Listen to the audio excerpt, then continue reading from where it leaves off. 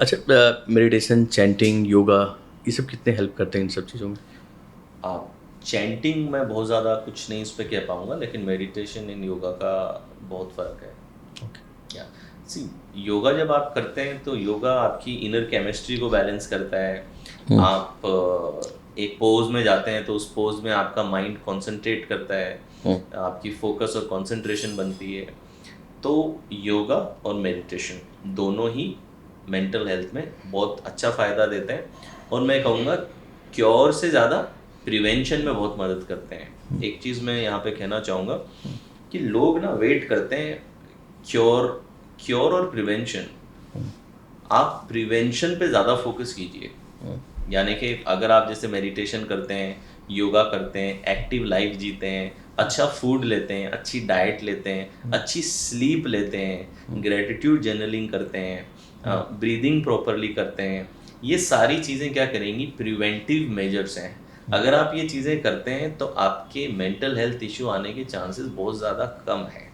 जैसे मैं जहाँ ज़्यादातर कोचिंग करता हूँ, मैं प्रिवेंशन पे भी बहुत कोचिंग करता हूँ। हुँ, ठीक है?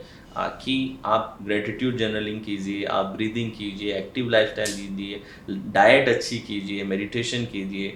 तो ये करने से क्या होगा कि आने के चांसेस बहुत कम होंगे। एक बार मेंटल हेल्थ इश्यू आ गया, फिर उसको रिवर्स करना थोड़ा-सा मुश्किल मुश्किल। प्रोसेस है, लेकिन प्रिवेंशन जो है वो आसान प्रोसेस है। और अनफॉर्च्युनेटली हम हेल्थ के बारे में तब सोचते हैं जब हेल्थ हुँ, खराब होती है, बिल्कुल। तब तक हम सोचते नहीं हैं। खासकर मेंटल पे तो लास्ट हाँ, स्टेज पे ही सोचते यस। हैं। और फिजिकल में भी आप देखें, लोग जब तक बीमारी नहीं आती तब तक हेल्थ कहाँ सोचते हैं। राइट। एक बार बीमार हो गया व्यक्ति, तब उसे सिर्फ हेल्थ चाहिए, ना खाना चाहिए, ना पैसा चाहिए, कुछ नहीं चाहिए। अभी मेरे को बस ये खांसी चली जाए, जुकाम चला जाए। चाहे कोई भी दवाई दे दो मुझे। आप बीमार व्यक्ति को देख लेना, उससे पूछो क्या चाहिए, उसके दिमाग में एक ही चल रहा है, भाई ये ठीक हो जाए, बाद में सब करूंगा मैं। उस समय राइट। उसका कहीं मन नहीं लग रहा, सिर्फ हेल्थ में मन लग रहा है। तो प्रिवेंशन पे फोकस होना चाहिए, प्रिवेंशन पे बहुत फोकस होना चाहिए। अनफॉर्चुनेटली फोकस कहाँ है? क्योर पे। क्योर पे। पूरा मेडिकल साइंस जहाँ बिलियंस ऑफ डॉलर्स हम इन्वेस्ट करते हैं, वो सारा इन्वेस्टमेंट कहाँ हो रहा है? क्योर पे। क्योर पे हो रहा है, जो कि है इम्पोर्टेंट। लेकिन मुझे ऐसा प्रिवेंशन लगता के है लिए। कि गवर्नमेंट्स को, अथॉरिटीज़ को, सभी को प्रिवेंशन पे भी बहुत अच्छा काम करना चाहिए।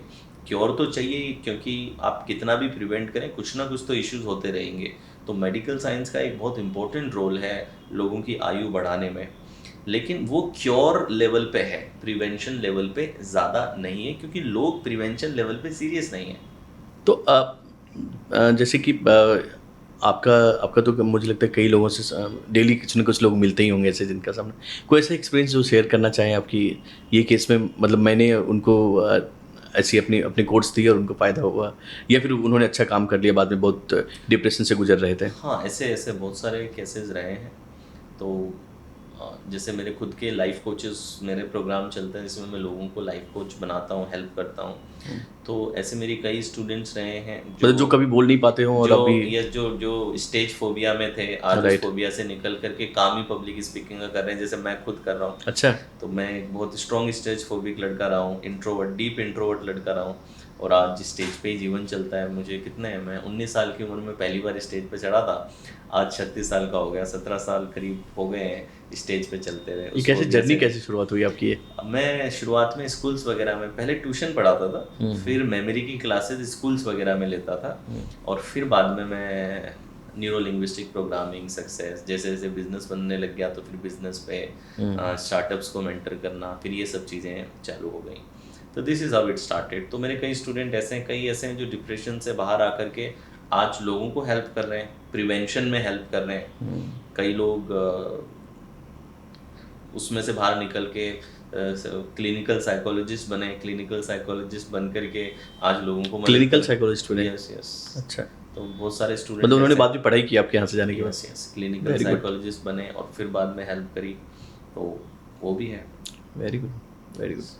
और अभी आपकी कौन कौन से कोर्सेज हैं, क्या प्लान है, मतलब आपकी आपका जो आइडिया चल रहा है जिसको मैंने देखा, तो काफ़ी मुझे अच्छे फीडबैक भी मिल रहे थे लोगों के कि भाई हाँ, उनका बहुत अच्छा प्रोग्राम है और बहुत सारे लोग यस, मतलब यस, बेनिफिट भी यस, लोगों को यस। मिलता है। हीलियो माइंड हीलियो लाइफ मेरा प्रोग्राम चलता है, जिसमें ओके। मैं न्यूरो लिंग्विस्टिक प्रोग्रामिंग और स्पिरिचुअलिटी इन सबको मिक्स करके कुछ एक कोर्स है जो मैं लोगों को प्रोवाइड कराता हूँ, जिससे कि वो प्रिवेंशन कर सकें, अपने आप से कनेक्ट हो सकें, अपना पर्पस ढूंढ सकें।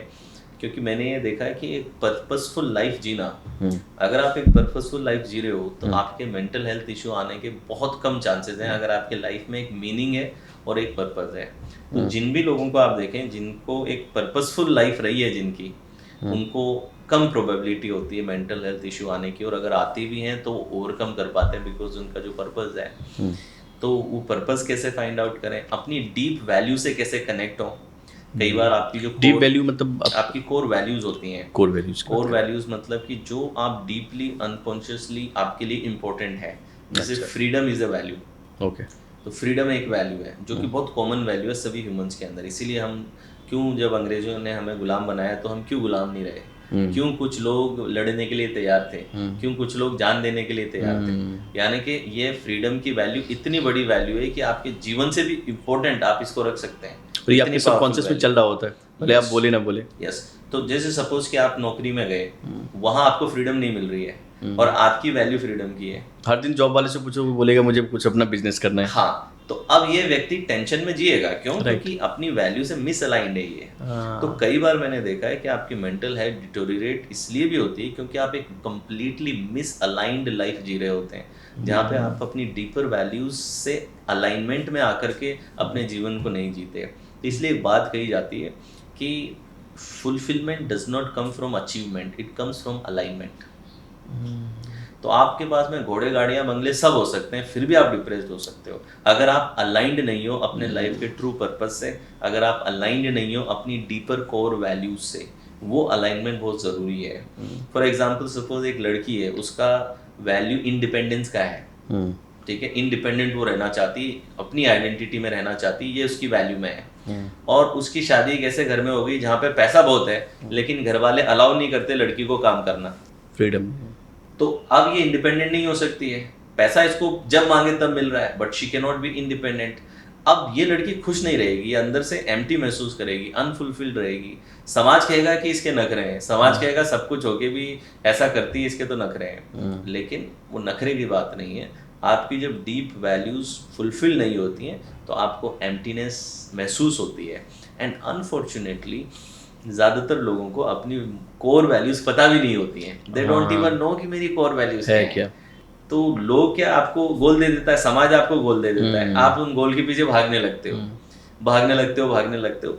ज़्यादातर 35 से 40 की उम्र जब आपकी आती है तब आप जागना शुरू करते हो। तब तक आप सोशल हिप्नोसिस में जीते हो। सोशल हिप्नोसिस क्या है कि समाज आपको एक हिप्नोसिस में रखता है कि पहले ये नौकरी करनी है तो आप पहले डिग्री ले ले, तो आप भागते डिग्री के पीछे भागे। फिर बोला अब अच्छी नौकरी ले, आप भागते पैसा कमाने के पीछे भागे। अब बोला अच्छी शादी कर, शादी के पीछे भागे। बोला अब बच्चा पैदा कर, आपने बच्चा पैदा किया। बोले अब खुद का घर बना, आपने खुद का घर बनाया। बोले अब गाड़ी ले, आपने गाड़ी ले ली। इसके बाद समाज आपको कोई टारगेट नहीं देता, ये समाज का आखिरी टारगेट है। इसके बाद सोसाइटी आपसे क्या एक्सपेक्ट करती है बताइए? कुछ नहीं। उसके बाद आप खुद समाज बन जाते हो और अब आप अपने बच्चों को ये सेम साइकिल रिपीट करने के लिए मोटिवेट करते हो। इसीलिए बच्चे होने के बाद में ये चीजें होने के बाद अब आपके पर्सनल गोल ज्यादा नहीं रहते हैं, अब आप इनको ये सेम लाइफ देना चाहते हो। ये पूरा सोशल हिप्नोसिस है, ठीक है।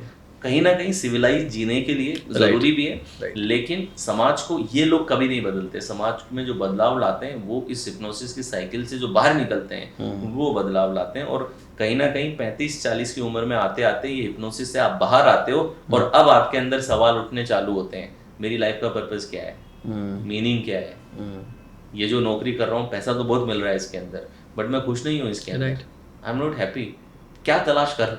मतलब कि ऐसा समझे कि व्यक्ति को कहाँ जाना है ये नहीं पता चल रहा, लेकिन यहाँ पे नहीं रहना ये उसको पता लग गया है।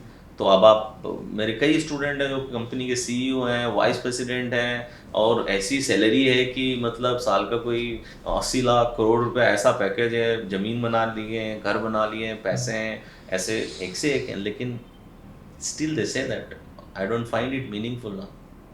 राइट।